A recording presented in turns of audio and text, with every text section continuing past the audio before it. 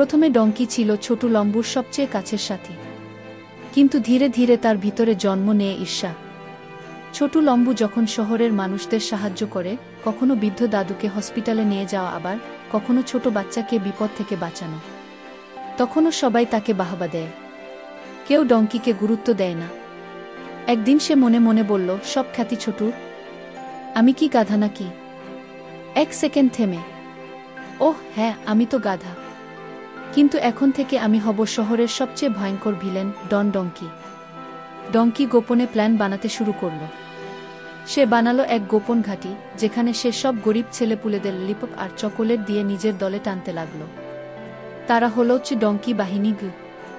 তার প্রথম মিশন, ছোট লম্বুর সুনাম নষ্ট করা। সে শহরের দেয়ালে দেয়ালে লিখে দিল, ছোট লম্বু চোর।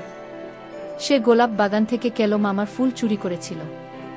ছোট লম্বু হকচকিয়ে গেল, সবাই তার দিকে সন্দেহের চোখে তাকাতে শুরু করল। সে ও তার বন্ধু লম্বু খুব লজ্জিত হয়। ছোট বুঝে গেল, এটা কেউ ইচ্ছা করে করছে। এটা তার পুরনো বন্ধু ডঙ্কি ছাড়া আর কেউ হতে পারে না। সে গোপনে অনুসন্ধান শুরু করল। এক রাতে সে দেখে এক ছায়ামূর্তি গোলাপ বাগানে